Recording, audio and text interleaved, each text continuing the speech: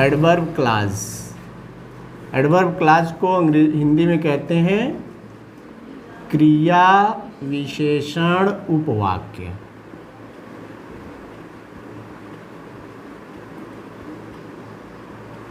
क्रिया विशेषण उपवाक्य, ठीक है।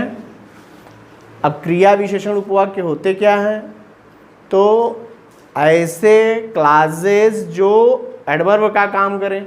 एडवर्ब का कार्य क्या है? तो एडवर्ब जो है वो हमेशा वर्ब के लिए आता है, ठीक है। इसके लिए जो कंजक्शंस बनते हैं वो भी अलग अलग तरह के बनते हैं, इसीलिए एडवर्ब क्लास बनाने वाले जो कंजक्शंस होते हैं वो अलग अलग चीज़ों को बताते हैं। जैसे कुछ कंजक्शन हैं जो टाइम बताते हैं, कुछ कंजक्शन है प्लेस बताते हैं, या रीजन बताते हैं, रिजल्ट बनाते हैं, ठीक है, पर्पस बताते हैं, कंडीशन और कंट्रास्ट बताते हैं, और मैनर बताते हैं। कुल 9 तरह के कंजक्शंस बनाए गए हैं, या ये कहो कि इन कंजक्शंस को 9 भागों में बांटा गया है जो अलग अलग चीज़ों का वर्णन करते हैं, ठीक है। तो अब इसको देखो पहले कंजक्शंस, एडवर्ब क्लास बनाने वाले कंजक्शंस। एडवर्ब क्लास बनाने वाले जो कंजक्शंस हैं उसमें सबसे पहला आता है टाइम बताने का, यानी टाइम बताने वाले कंजक्शन। टाइम बताने वाले कंजक्शंस कौन कौन से होते हैं? तो यहाँ होता है, सबसे पहले आता है व्हेन, व्हेन एवर। व्हेन यानी होता है जब, और व्हेन एवर यानी जब कभी। अब देखो ये केवल व्हेन और व्हेन एवर नहीं है, इनके अलावा समय बताने वाले जो कंजक्शंस हैं, जैसे इसमें आएगा आफ्टर, बिफोर। आफ्टर और बिफोर, यहाँ एक बार बता दें, जब आफ्टर और बिफोर का प्रयोग किया जाता है, पास्ट परफेक्ट टेंस पढ़ते हो, उसमें आफ्टर और बिफोर को स्पेशल रूल की तरह बताया जाता है। वहाँ जो रूल लगता है वो कौन सा सेंटेंस बनता है? कम्प्लेक्स सेंटेंस ही बनता है, और कम्प्लेक्स सेंटेंस का एडवर्ब क्लास बनता है। बात समझ में आ रही ना? तो ये आफ्टर और बिफोर, इसमें रूल जो है वही है कि आफ्टर वाले वाक्यों में पहले पास्ट इंडेफिनिट टेंस, बाद में पास्ट परफेक्ट टेंस होता है। बिफोर वाले वाक्यों में पहले पास्ट परफेक्ट टेंस और बाद में पास्ट इंडेफिनिट टेंस होता है। तो ये वाला रूल यहाँ भी अप्लाई होगा। फिर उसके बाद आता है इसमें टिल और अनटिल। टिल यानी तब तक की, जब तक, और टिल का नेगेटिव यानी अपोजिट होता है अनटिल, तब तक की नहीं, जब तक। अब इन सारे कंजक्शंस को डिस्क्राइब करके समझो ताकि इनका यूज करते समय गलतियां ना हो। तो ये हो गया when, whenever, after, before, till और अनटिल। इसके बाद आता है एक कंजक्शन है एज सून एज। क्या है? As soon as. As soon as का मतलब क्या होता है? जैसा, जैसे ही, या ज्यों ही, ज्यों ही त्यों ही, या जैसे ही वैसे ही, ठीक है। इसका नेगेटिव होता है no sooner dot dot then. Negative में ये हो जाता है नो सूनर देन, ठीक है। एज सून एज जो है वो अफर्मेटिव है, और नो सूनर और देन का प्रयोग होता है नेगेटिव में। यहाँ ध्यान दो, एज सून एज के साथ जब भी आता है तो कामा, जैसे ज्यों ही, तो एज सून एज, त्यों ही के लिए कामा। और यहाँ नेगेटिव रहेगा तब एज सून, नो सूनर और त्यों ही के लिए देन। इसीलिए दोनों इसमें जो है को रिलेटिव कंजक्शन बन जाता है, और यहाँ ये अकेले प्रयोग होता है, इसका को रिलेटिव कामा होता है। हो गया ना? ये हो गया। उसके बाद जो है सिंस का भी प्रयोग होता है, जब से। सिंस यानी जब से के अर्थ में हो गया।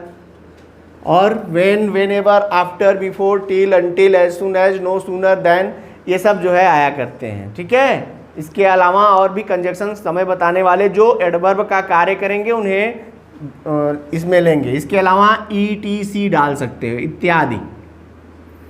ये हो गया फर्स्ट नंबर टाइम। सेकंड होता है प्लेस। प्लेस बताने वाले कंजक्शन कौन कौन से हैं? प्लेस यानी होता है स्थान। स्थान बताने वाले कंजक्शन होते हैं वेयर, और वेयर एवर। वेयर और वेयर एवर, वेयर यानी जहाँ और वेयर एवर माने जहाँ कहीं। ठीक है, ये दो ही कंजक्शन है। तीसरे नंबर पर आता है प्लेस से रिलेटेड है तो यहीं पे डाल दो पर्पज। पर्पज यानी होता है उद्देश्य। पर्पज माने उद्देश्य। उद्देश्य बताने वाले कंजक्शन कौन कौन से होते हैं? शो दैट या इन ऑर्डर दैट, और होता है लेस्ट। शो दैट और इन ऑर्डर दैट माने होता है ताकि, और लेस्ट माने होता है कहीं ऐसा न हो कि।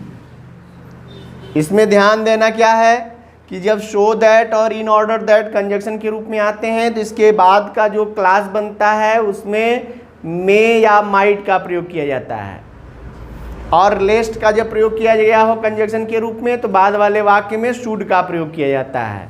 ये दो बात इनके साथ है, इनको याद रखना होगा। ये हो गया प्लेस और पर्पस।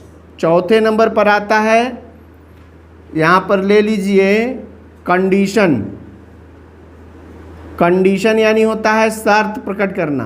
कंडीशन यानी शर्त प्रकट करना। शर्त प्रकट करने वाले कंजक्शन कौन कौन से होते हैं? तो इफ और इन केस।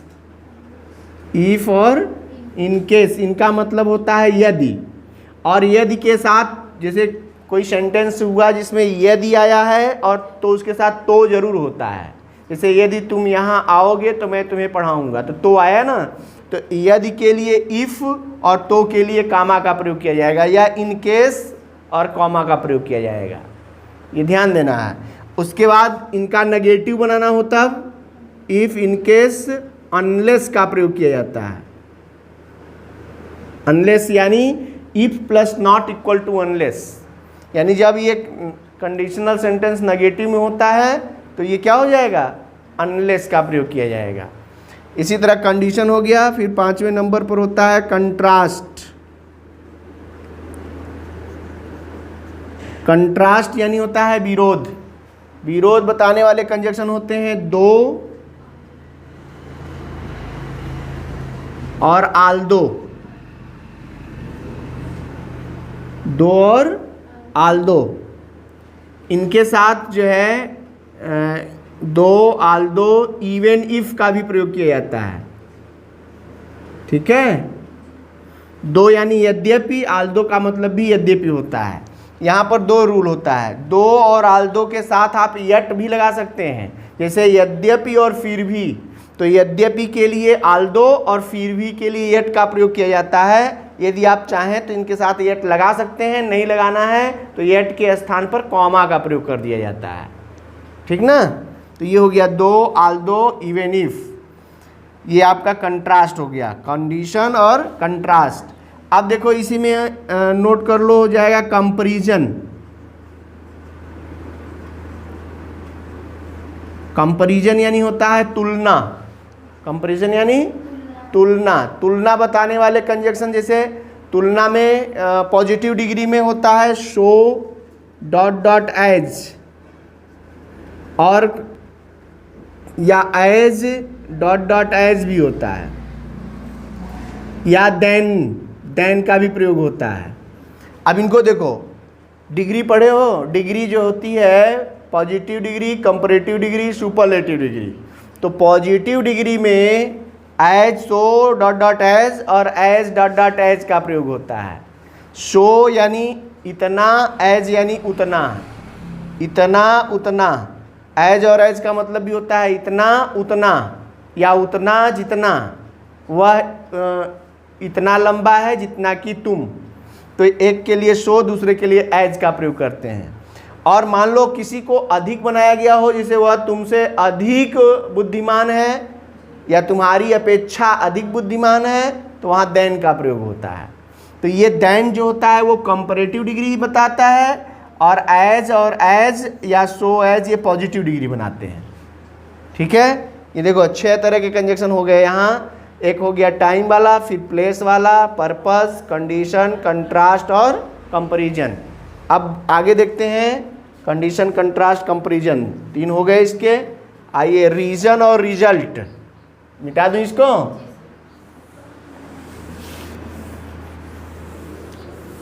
रीजन ये है 7वें नंबर पर, क्या है? रीजन बताने वाले। रीजन यानी कारण। कारण बताने वाला कंजक्शन जो है वो बिकॉज, क्या? बिकॉज आता है ना, बिकॉज यानी क्योंकि।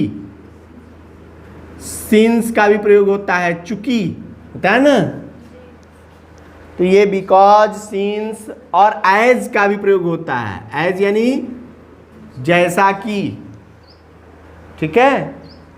तो ये जो है कारण बताते हैं, बिकॉज, सिंस और एज। 8वें नंबर पर आएगा रीजन के बाद रिजल्ट। रिजल्ट यानी होता है परिणाम। रिजल्ट यानी परिणाम।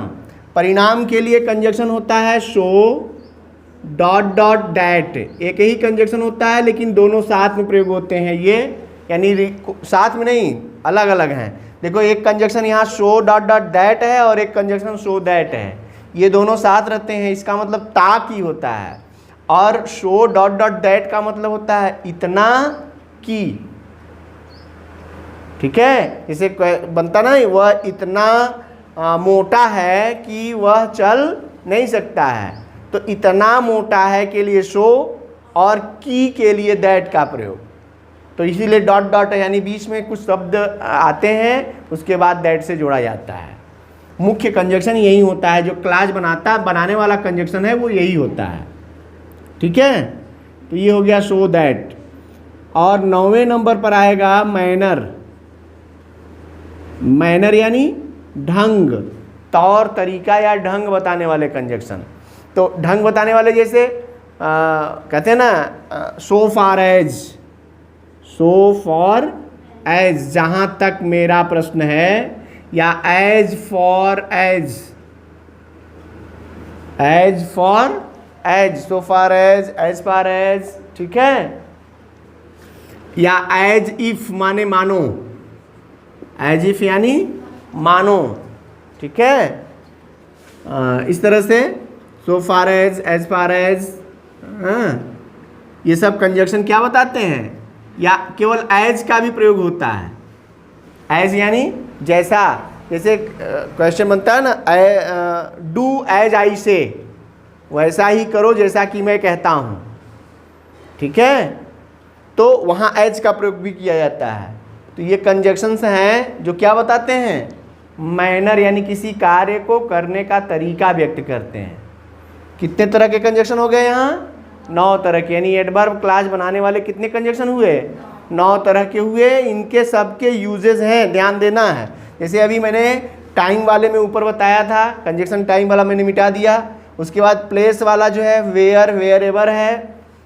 पर्पज़, पर्पज़ के लिए show that, in order that और लेस्ट का प्रयोग होता है, लेकिन इसमें ध्यान देना कि show that, in order that जहाँ लगता है उसके बाद आने वाले क्लास में या माइट का प्रयोग किया जाता है। लेस्ट आएगा तो लेस्ट के बाद वाले क्लास में शूड का प्रयोग किया जाता है।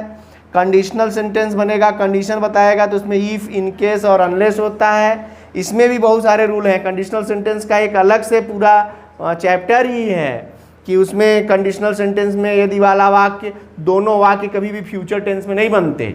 ये दोनों वाक्य फ्यूचर में आते हैं तो इफ वाले वाक्य को प्रेजेंट इंडेफिनिट टेंस में और तो वाले वाक्य को फ्यूचर इंडेफिनिट टेंस में बनाया जाता है। तो ये कुछ रूल्स हैं जिनको हर जगह फॉलो करना पड़ेगा। जैसे कंट्रास्ट हो गया, कंट्रास्ट में 2 आल्दो के साथ एट भी लगा सकते हैं और नहीं भी लगा सकते हैं, ठीक है। कंपैरिजन में शो डॉट डॉट एज और एज डॉट डॉट एज है, ये अफर्मेटिव सेंटेंस में, और ये नेगेटिव एज अफर्मेटिव सेंटेंस में और शो एज नेगेटिव सेंटेंस में प्रयोग होता है। और देन का प्रयोग कंपैरेटिव डिग्री में किया जाता है, ठीक है। तो ये हो गया।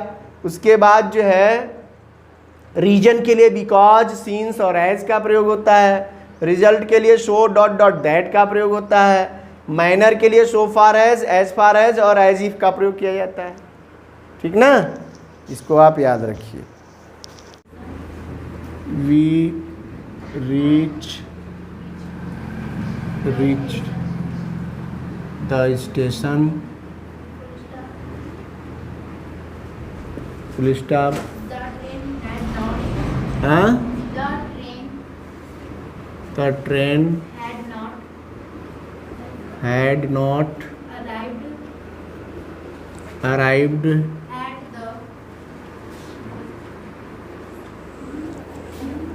at the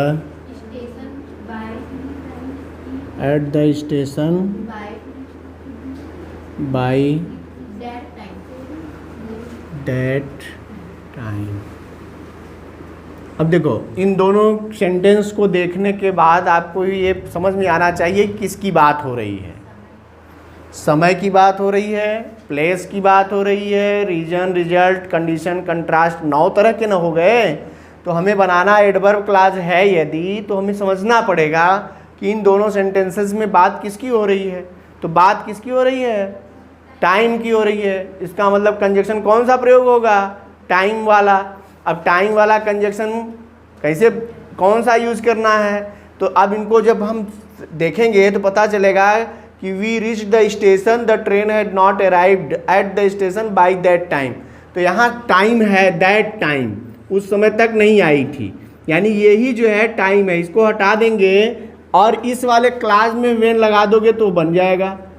और वेन का प्रयोग जब होता है तो दूसरे वाले वाक्य में कॉमा का प्रयोग होता है, यानी ये अपने आप तैयार हो गया।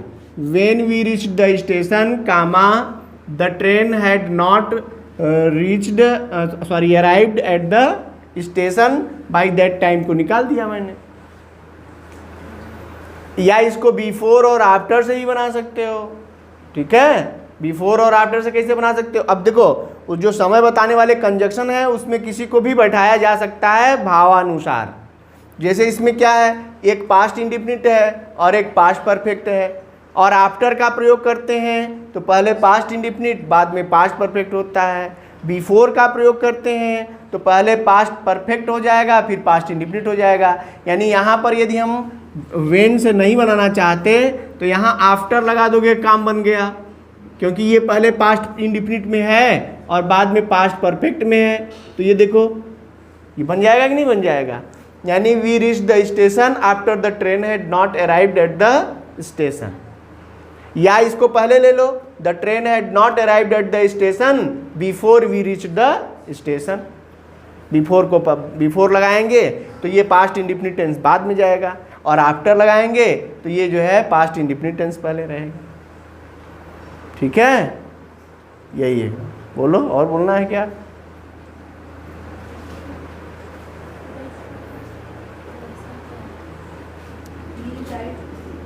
He writes. He writes it. Do write it. यानी क्या? अब इसको समझो। ही राइट्स इट, वह इसे लिखता है। डू राइट इट, तुम भी इसे वैसे ही लिखो। मैनर वाली बात आ गई यहाँ, यानी मैनर दर्शाया गया। Do write as he writes, वैसा ही लिखो जैसा वह लिखता है। ठीक है, तो यहाँ हो जाएगा डू राइट, ये क्वेश्चन है और ये भी क्वेश्चन और ये आंसर है, ये ध्यान देना चाहिए। डू राइट इट एज, अच्छा इट है, it as he writes. Do write it as he writes, इसको वैसा ही लिखो जैसा वह लिखता है।